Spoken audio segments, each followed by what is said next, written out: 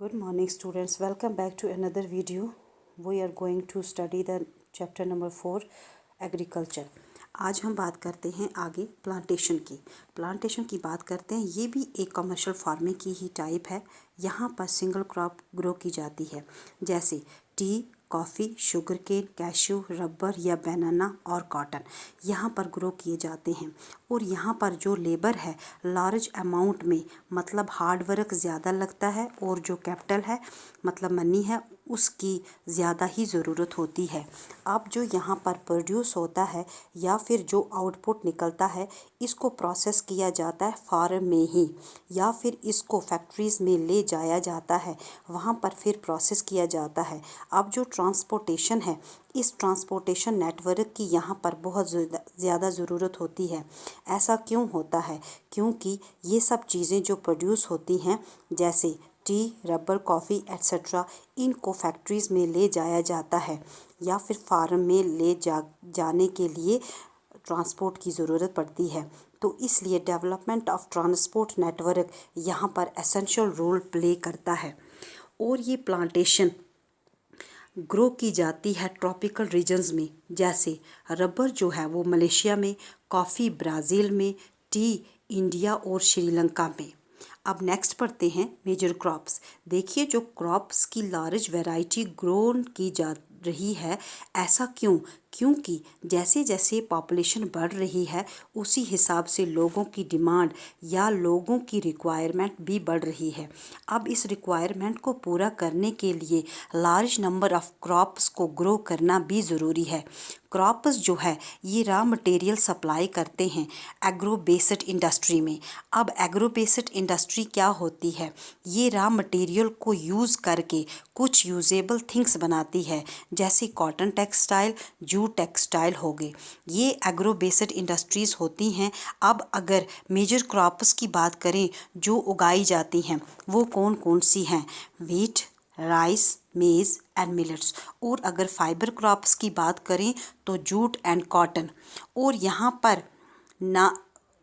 पर नाम दिया गया है जूट, कॉटन और fibre crops. Important beverage crops जो है, जैसे टी और कॉफ़ी, ये भी लार्ज वैरायटीज़ में ग्रो की जाती है।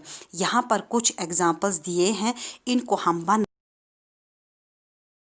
पढ़ लेते हैं।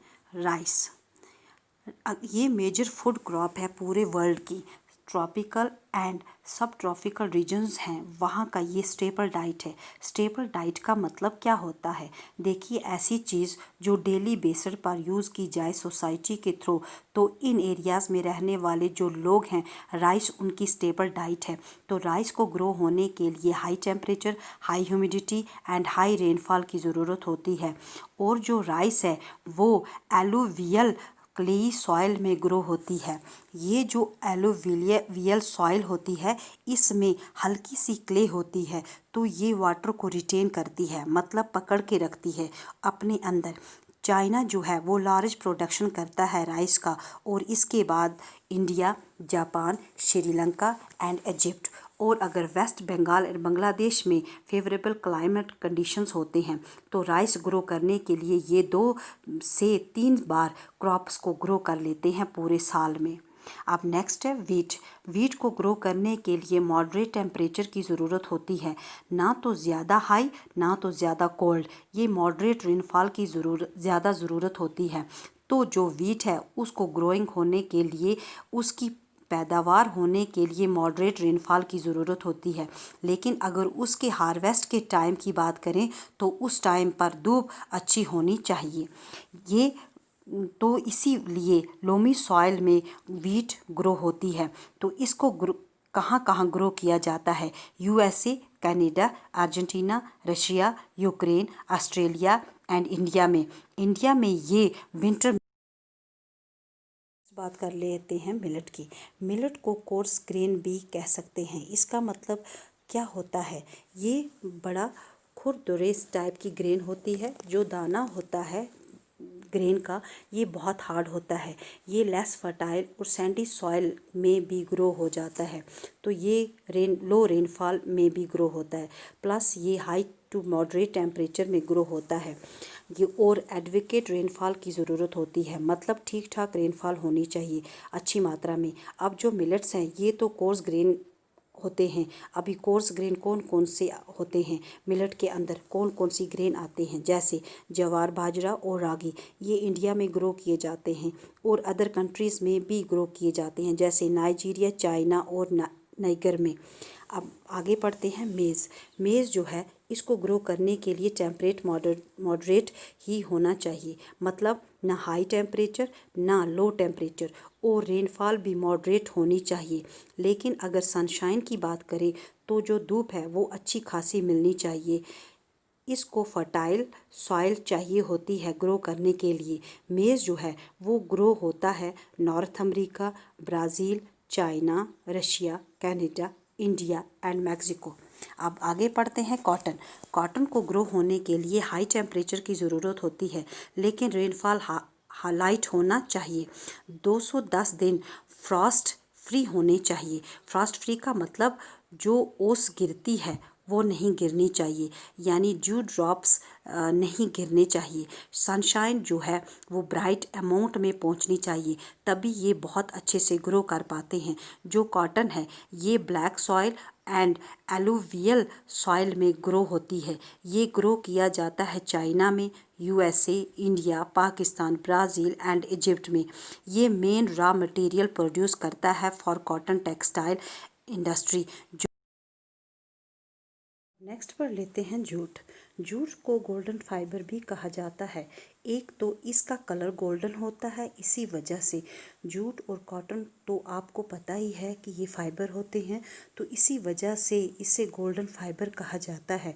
ये एलुवियल सॉइल में ग्रो होते हैं, प्लस हाई टेम्परेचर होना चाहिए, हैवी रेनफॉल और ह्यूमिड क्लाइमेट होना चाहिए। तो जूट ज़्यादातर ट्रॉपिकल एरियाज़ में ग्रो किया जाता है।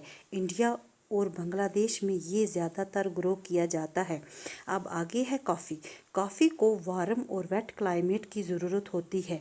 ये लोमी सॉइल में ग्रो करता है, और जो हिल स्लोप्स हैं ये बेस्ट एरियाज़ होते हैं for the growth of this crop, और ब्राज़ील में भी ये पाया जाता है। उसके बाद कोलंबिया और इंडिया में भी कॉफ़ी को ग्रो किया जाता है।